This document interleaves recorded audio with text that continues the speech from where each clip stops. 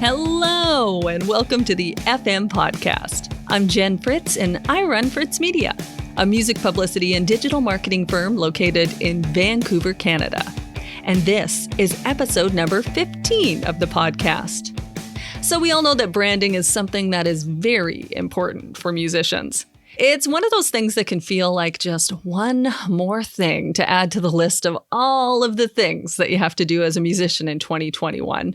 But it is one of the most important parts of being a musician. Figuring out who you are as a musician and how you're going to express that to the world as an extension of your music should be one of the first things that you do in your music career. So the topic of this week's episode is branding and content creation for musicians. And joining me on the show is Brandon William Fletcher. Brandon is a Vancouver-based art director and filmmaker, and he runs his own creative studio called Faked Potatoes.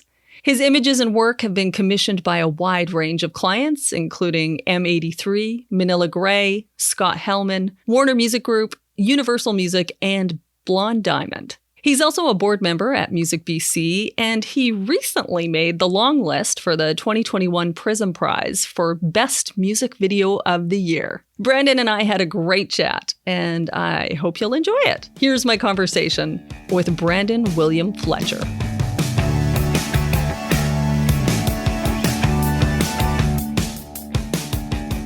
Well, hello, Brandon. How you doing today?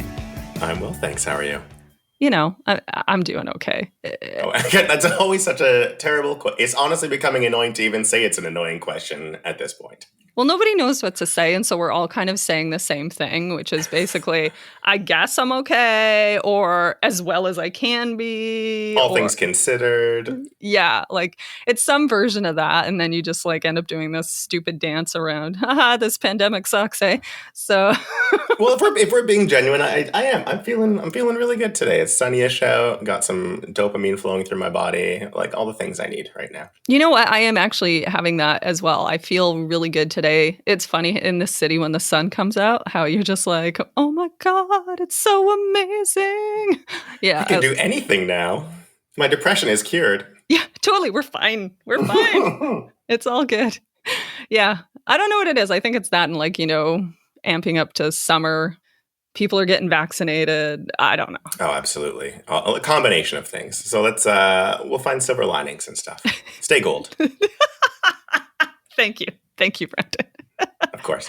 So you and I have known each other for a while. I was thinking back to when I first met you, and I think it was during the Peak Performance Project. Is that the first time I met you? That is my recollection as well. Yeah, I was just drinking from a Peak water bottle for my workout this morning, in fact. Yeah, and at the time, you were shooting all of the video content at the boot camp, the Peak Performance Project boot camp. What was your official job there? Like, were you creative director for the Peak Performance Project? I would say for the project, yeah, a creative director. It was like almost all the videos you saw, but also the print work, the digital web ads, the album covers, the posters, like the whole shebang. Everything. You did it all. Yeah. So you created the whole look of everything. Which is what you do, basically. Which is what I do. All right, so let's back it up a little bit. You currently run a creative studio in Vancouver called Faked Potatoes. You create images and videos for your clients, many of whom are musicians. But I want to know, like, how you got to that point. What were you doing before you started running your own creative studio?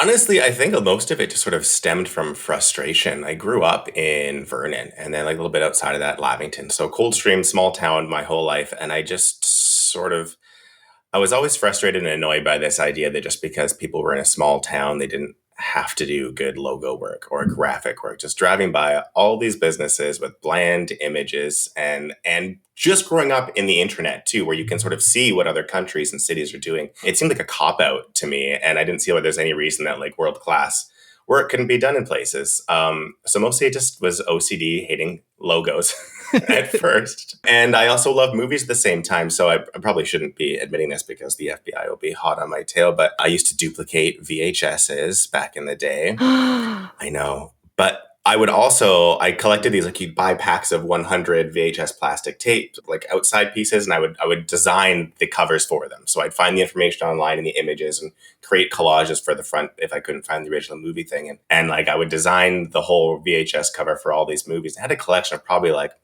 2,000 or 2,500, just like library Oh, boards full of cool. it in the basement. So I think that's probably where it started, was just doing like 1996 Word document and CorelDRAW graphics for these copied pirated VHS, my personal library. That's amazing. It's funny to think like I grew up in a small town too, but it was before the internet. So I feel for you like in the sense that I, you know, I knew that there was a bigger world beyond me, but I didn't have it at my fingertips. So Yeah. it was a little different. So at least you had the internet. I was just at the cusp of that. It was like the perfect time, I feel like, for coming of age, having that technology and that ability and that thirst for just like more. Totally. No, I get that. I think that's like either you have it or you haven't. If you grew up in a small town, like if you have it, you don't live in the small town anymore. Yeah, yeah.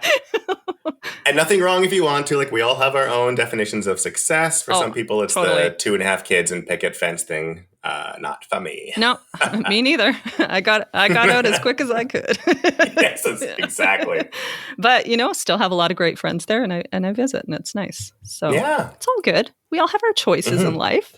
we do. All right, so we all know how important branding is for musicians and how important it is for your business because, let's face it, musicians are basically running their own business, At this day, yeah, absolutely. that's essentially what they're doing. It's so important, and it's often an afterthought for many artists. What are some common mistakes that you think musicians make around their outward-facing branding, like on their socials and their website, etc.? I think you nailed a big one. That is, I'm loath to use the word frustration again because it sort of implies a lack of coordination between parties and a disconnect. But really, it's coming too late in the game, making images an afterthought. It should be one of the first fucking things that you think about when you're putting the album together. I know a few musicians that will put a mood board up while they're making an album. Some people might have musical references, some people might start from scratch, but some people fully just have a wall of images up that they're looking to. And as they're working and writing these songs and then they're getting their EP together or their LP, they look back at this board and they say, like, is this song blue enough? Is this song David Lynch enough? And like these images help them as a blueprint to get them back on track. And the song might not be bad per se, but they realize within this framework of the job they're putting together, it maybe doesn't fit in line with it. So I think if you're thinking of imagery right from the start, it might help them define what they want to do with their album. But more importantly, it puts them in contact with a creative from the get-go. I love to hear early demos. I know people don't always like to share that kind of a thing, but the longer I can have ideas percolate with an artist, with a project, with the concept they're working with, and when I can see that project grow and the stuff that drives them to make one decision versus the other, that is a huge definer for what I do on the graphic side. That really helps to motivate the direction I'm going with. The longer it can sit there, the more ideas come naturally, I feel. Yeah, that makes a lot of sense. And your work specifically, you have a particular vibe and aesthetic to your work. You certainly have your own look, which is great for you for what you do. Like I can look at something and know it came from you. I love that. Which is fantastic. That's what all creatives should strive towards, right? You want to stand out. You want somebody to know it is your work. Are you particular about who you work with because of this certain aesthetic? Like, are there certain artists that maybe wouldn't fit the overall vibe of what you do? I think so. And again, I don't want it to feel like it's a personal attack against other people. I've been fortunate enough that in the last few years, I've been able to be a bit choosier with the projects that do come my way. I mean, there's still a regular commercial work that you have out there that pays the bills and stuff, and that has to blend in with anybody else's stuff. But if I'm doing a creative project, I really want something that's going to speak to me or that's going to connect with me, or the artist is going to be a weirdo in the same way that I'm a weirdo. Otherwise, it does feel like a bit of an uphill battle for both parties. Like I'm not particularly interested in a paint by numbers project where someone comes to me with a fully formed idea and then I just sort of fill in the blanks. Like I really do love the back and forth, the yes ands and the no buts is some exciting part of it for me, I feel like. Yeah.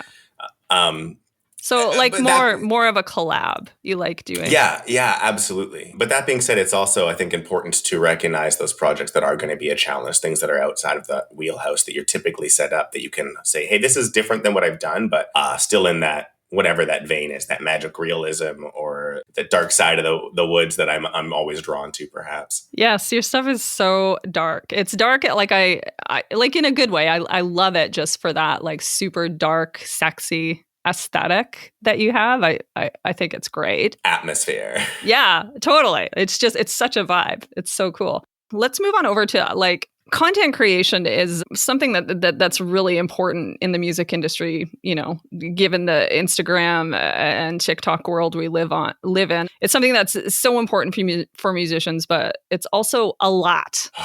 It's a lot for artists to do. Like, they already have so much to do on top of just creating music. And now like they just kind of like have to become content creation churners. What kind of advice would you give to an indie artist that has no idea where to start with creating content for their social media? That is an excellent question because it can be so overwhelming. I think your biggest thing is to know yourself and to an extent your audience. I get that the understanding of your audience is a thing that takes time. Some of it's really just pretty touch and go. You try something, and if it works, it works. You throw as much shit at the wall as you can and see what sticks. But when you have a better idea of who your audience is and what you're trying to do, I think then you can decide what social media is even worth it. I think saying no is a really important thing that you get when you're getting out of that starter artist place and getting more intermediate and magical, where do you need a Facebook? Maybe everyone's on Facebook. I get along fine with that when I'm not a musician personally, but maybe you don't need to spend your time on TikTok, or maybe your songs are super catchy and you get a bunch of people doing dances and TikTok's your number one priority. I think figure out what social media is worthwhile, because 98% of the stuff that's out there is just noise. And I mean that from like personal distractions, our own vices that we get trapped up in, spending time on social media. Like so few of real life, so little of real life is actual of value to you. I think you just got to focus on those parts and drown the rest of it out. And bob your head up once in a while, because social media platforms do change and the directions of them can shift and the trend can go and your music might be in the right spot. But I think just find out what isn't necessary for you. You won't always know what is necessary, but when you can start saying no to stuff that's getting in your way or stopping you, or just taking up your damn time, because social media takes up so much fucking time. No, it really does. And, we've been sort of giving that advice to a lot of our clients too, is, if you don't like Twitter, like, even though as much as I hate to say it, because I do like when they are on Twitter. Of course. So, I would prefer that you are on Twitter. But if you don't like it, or if you don't like Facebook, just focus. Yeah. Like focus on Instagram and TikTok or whatever you're good at. Yeah. Because you can't do it all. No. And especially when you really do need to take care of your mental, especially right now, you got to take care of your mental health. We're already spending time on screens all day long. Do you want to take your time off to put it into more screens? I don't know if that's healthy. Yeah. And then it's just the idea that I've got to create all this content. I have to create all of this content. And, to your point, like it's kind of more quality over quantity sometimes. Like think about what you're putting into the world instead of just thinking I have to post something, And that's a hard one. You want to give people enough time to miss you but not forget you when you're doing that quality over quantity, exactly like you're saying. I've been leaning personally even into my own work, just posting quantity rather than thinking like, well, this last picture was of a person, this next one should be an empty thing, and I've got to organize it by color palette. Like, just fuck it. If I've got good stuff, I want to put it out there. I love that Instagram took away likes. That was amazing for me. Yeah. And I think that when you have that quality, when people come across your page, it might seem like a mishmash, but they're going to see that everything you do has a purpose. And that is a driving factor behind gaining fans. Absolutely. No, that is a tough one. I mean, I even have that too. Well, my grid doesn't look like it could look a little bit better. But and then you see other people's grids and you're like, it's incredible. But no. Why don't I look like that? No, but you're right. It's just like, who cares? Just post. Like it does. Authenticity. That's right. That's what it's all about, is authenticity. Yeah. So, the world we live in 2021, it's a world where it's super easy to create and edit videos.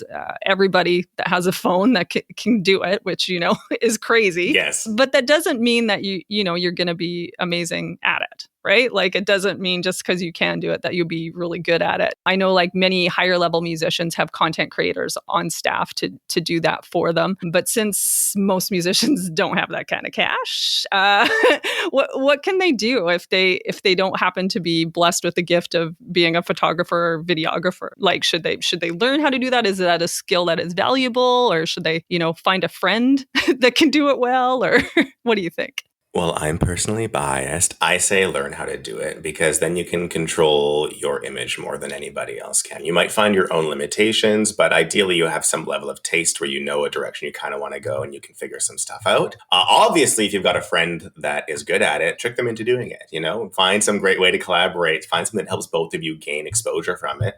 That's how I got more into photography, was just like, I've got all these great musician friends and a lot of them are badass women. And I feel like there's not enough pictures of badass women. So I just asked them if I could photograph them, and then people started coming to me, and it flew on. They get free promo pics out of it. I get practice with the camera. That was great. But again, I understand that, like, find what you want to do and do it, and find the stuff you don't like and don't do it. And if you absolutely hate that graphic part of it, find someone who not only cares for you, but cares a great deal about that. Find people that love doing the stuff that you hate to do. Yes. And hire them. And that doesn't always mean money. I get, especially in the beginning, it's so hard, but you can trade skills or collaborate or make them a meal or something. Yes. But when you have those people that care about the stuff you don't care about, and they're taking it on, you'll be blown away by how fast your career rockets forward. Dude, that is such an important piece of advice, and one that I am still learning. Me too, every fucking year. Like, it's still, I mean, I will say in the past couple of years, I've gotten good at it and just realizing, you know what, Fritz, you could take some time to learn how to do that if you want. But do you know what would be better? Is if you just hired somebody to do it for you. And taking that time, as we were saying about that, like 98% of stuff is noise. If you say, yes, I'm going to take this time to do this thing now, that means saying no to something later. It's going to be a sacrifice. It has to be a trade-off. Yes. We have limited hours in the day. Or it just means you'll never learn how to do it, and it just keeps getting put on the back burner. Like, one of those things. Yeah. Well, you know? Yes, I do. Well, like, for example, like I kept saying I wanted to, really tweak the SEO, for Fritz Media and for our Google, like, just, how you Google yourself, your business, our Google business platform. That's what I was looking for. I'm an old person. I can't remember things anymore. But anyway, so I was like, well, I know I could do that. Like, I know how to do that. But I just kept putting it off. And then finally, I just paid somebody to do it for me. And I was like, well, that was a smarter decision, wasn't it, Jen? Jen Fritz, there is absolutely nothing I hate more than SEO optimization. The thought of logging into my website and going page by page and going to my YouTube and adding the keywords and using the right, like I glossed over while I was telling you that to myself. Yeah, I glossed over listening to it. And that's fair. And so it's just like, you don't want to do it. You know what's important for your business, so just pay somebody. There are professionals out there that do this thing better than we ever will. Yeah, like, for sure. Like, that's the thing. Like, that's their job. So even if I learned how to do it, I still wouldn't be as good as that person, right? And then it's this annoying thing that's sitting on your shoulders every month. Like, oh, I've got a new post. How do I optimize that? I've got to update these. It's just, no, I hate it. No, I don't like it. No, that's it. So, anybody listening? Get a team. Get a team. Yeah, it's a good piece of advice right there.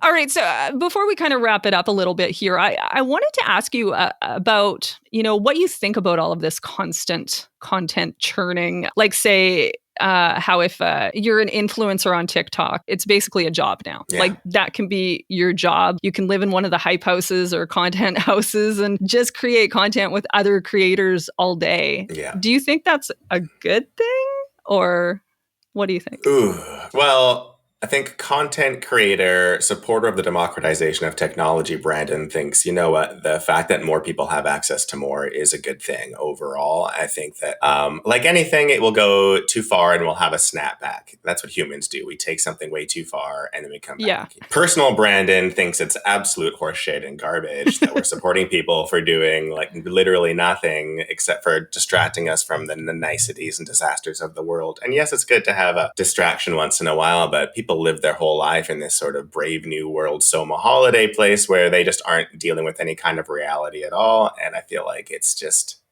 this is it. This is the content that we're putting out there and no one's putting any effort or thought into it. It just seems vapid and empty and it's frustrating. Yeah. So both. No, I agree. I'm kind of on both too. Like, I agree with both of the points, but it's also like, oh, cool, this is where society's going. That's great. this is just as predicted, I suppose. So, which is so interesting though, because I'm a amateur child of history, and I love to see how humanity gets to where it is. And then you look back at other trends as they come and go. Is this one of those cul-de-sac dead ends where people are just running around in circles like their chickens head off, or is this a break off of a new direction where people look back in 50 years and like, can you believe those people that didn't think TikTok would be there? Like the way contemporary classical music shot out, or the French New Wave as a pushback to Hollywood. Like, it's so interesting to think of it in the greater scheme of things. Where does this fit? What will it end up being? Is it new? Is it just a moment? Yeah, it's hard to say. Yeah, it could be anything. Like, look at how just like Facebook just changed our entire world. Cool. Yeah, that's not in a good way. Cool. So thanks, Facebook. So yeah, thanks so much for that. Really appreciate it. So good. Yeah. It exists. At the end of the day, it is there, regardless of how we feel about it. Yeah, and those influencers are making more money than you and I, so good for them. Combined. Yeah, exactly. Way more. So that's over and over. That's fantastic. Yeah. Sure. Okay, so now it's time to do our fresh content segment. I know you're excited. Every week on the show, we discuss our favorite piece of music content for the week, and we always like to start with the guest. So, Brandon, what do you got for us? This is such a hard question. This is always the most difficult and vulnerable question, I feel like, in any kind of an interview. And I have to prep for it. I have to psychologically prep for this kind of a thing, because I remember reading a statistic when I was in my 20s that people freeze at the age of 33. They stop finding new music. They start to get boring. And I just imagined, again, the small town, 2.5 kids picket fence thing. And I have been terrified of that. So now that I'm 35 and a half, I wanted to make sure I'm still exposing myself to new things. So the roundabout answer to this is that it changes daily. Whatever mood I'm in that day is the new thing I'm listening to. But for the last 2 or 3 days, I came across this 3-disc compilation called Technicolor Paradise, Rum Rhapsodies, and Other Exotic Delights. And it's this compilation of lesser-known exotica music from the 50s and 60s, which kind of reminds me of like tropical beachside vacations, but with like a hint of voodoo, beach goth folk horror. Ooh. So like if Ennio Morricone did like a spaghetti western in Honolulu is kind of the vibe. Oh, cool. I love that vibe. Album. And it's all over the place. So yeah, I think it's just the weather's bringing me in. The idea of thinking of this washed out sort of beachy summer nostalgia. Dripping with nostalgia is what I'm listening to. I love that. And it's so on brand for you. I feel like, yes. It's only music from the 50s to the 70s, mostly horror inspired. That's what my fresh content is typically. Just in time for summer, everyone. Exactly. Like get your black on, get your black out. Oh my gosh. You're a summer goth. I love that. We do exist. Amazing. What are you listening to? All right. Well, so my fresh content for the week is sort of not quite music content. It's more like music industry adjacent, but it's about TikTok. So I feel like it's fitting. Hey. It's fine. And what it is it's season 2 of Bloomberg's Foundering podcast, which is called The TikTok Story. And it's basically, it tells the story of how TikTok came to be one of the hugest social media platforms on the planet. Completely changed the world and the music industry, basically, because it really did change the music industry. Truly, hit songs are picked on TikTok. Yeah, and it does go through like how that happens. Like it went through how they picked Savage, and it's incredible. So if you're interested at all in TikTok, I highly recommend listening to it. It's season 2. It just started. They're at episode 3, and they drop weekly, and it is very, very good if you're looking for some podcast. Almost always. Oh, yeah, me too. I'm always. It's probably bad to recommend another podcast on my podcast. Oh, shit. I forgot what we were doing already. But you know what? Who cares? And also, while I'm at it, there's a season 1 of Foundering, which is also very good. It's about WeWork. So if you're...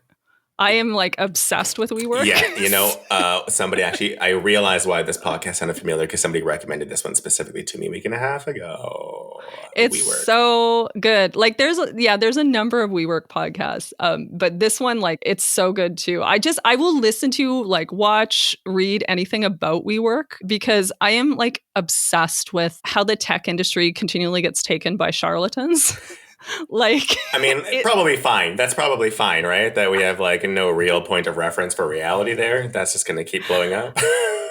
It's so crazy. Like the amount of money they sunk into this stupid idea. Baffling. It's so crazy. And it happens all the, like over and over. Gene splicing, whatever that thing was, right? Yeah. What's her name? I don't know. I see her in my head. Elizabeth Holmes or something. Yeah. I know, with her stupid Steve Jobs turtleneck, whatever. And I think she still hasn't even admitted that it was a lie. Like, she's just so deep into it. Well, because she has all of the money. Like, what does she care? She took the money and ran. Good point. Right? Good point. Which is much like the WeWork guy. He doesn't care. He's got all of the money. He's listening to Rum Rhapsodies and other exotic delights on a beach somewhere. Which she is too. They're probably doing it together. Son of a bitch. All right. We made bad choices again in life. Typical. Well, let's stick with the music industry. It's doing well. Yeah, I feel like we made a good choice there. Right? You heard a Napster. Things have been a bit shaky ever since. Yeah, and they just keep getting shakier. But you know what? Still decided that it's a great place to work. I'm still doing it. Nothing would make me happier. Nothing would make me happier, honestly. Oh, man. All right. Well, thanks for joining me. It's on your Saturday, and I appreciate it. Oh, my absolute pleasure. Thank you for contacting me. Is there anything you want to plug before we go out here? Yeah, you know what? I would like to say congratulations to my frequent collaborator recently, Candle, because our video for Lock and Load was just nominated for the Prism Prize for 2021. We made the long list, so Incredible. We'll see how that goes in the next few months. Yeah, we just found out Thursday morning. I didn't even know that we were going to be in there, so that was a happy surprise. Oh my gosh, that's so amazing. I've loved, you did 2 videos for her? 3 now, and I'm right in the middle of a treatment for a 4th. Yeah, I like the videos that I've seen. I saw Honey Trap and then the latest one that you've done as well. So. Yeah, she's a weirdo too. So we go to dark places together. We get to work through trauma together on our videos, which is a lot of fun. Oh, well, that sounds delightful. On that note, is king, guys. On that note, have a good rest of your day, and thanks so much for joining me. Bye. Thank you, Jen. Bye.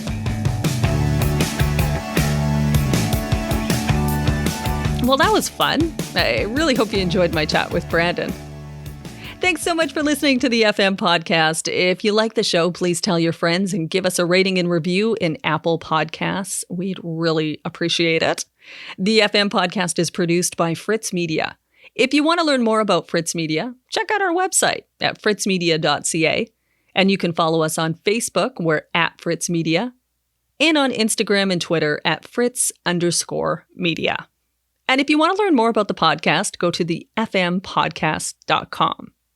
A big thank you to Said the Whale for providing the theme music for the show, and you can find them, as always, at saidthewhale.com. Okay, so we're going to go out with our song of the week this week, and since Brandon mentioned his frequent video collabs with Candle, I thought we'd go out with her brand new single. This is Misty Morning.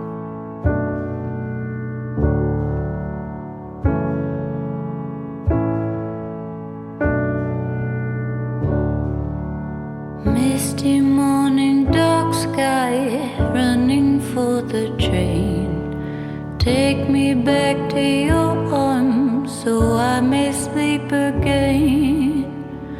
Another time change in a suitcase in the way. Thought that I might cave, rolling out the door.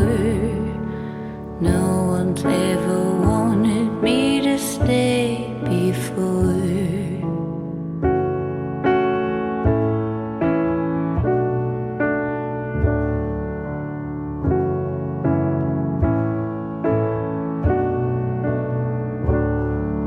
Escape to a mountain and a castle by the sea. I looked all around us, but you only looked at me. I was frightened, but you held on patiently. I wanna heal, wanna give you more. No one's ever wanted me this way before. Ooh,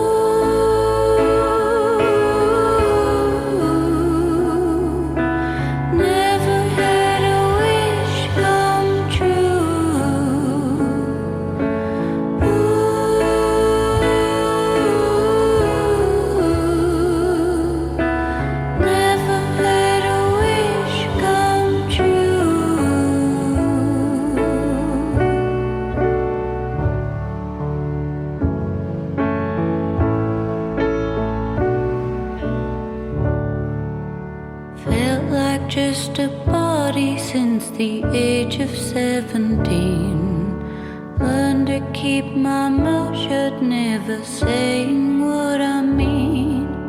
I see there's more than one thing that a boy could want from me. Never did I dream I could be adored. No one's ever tried to stick around before. Can't help but ask how you're so sure. No one's ever wanted to keep me before.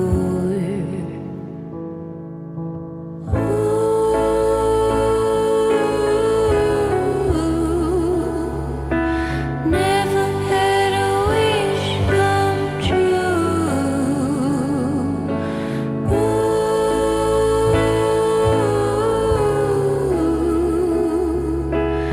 Never had a wish come true.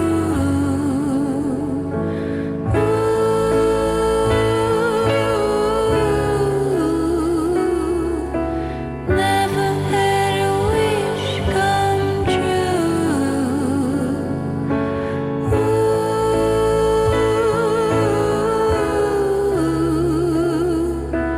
Never had a wish come true.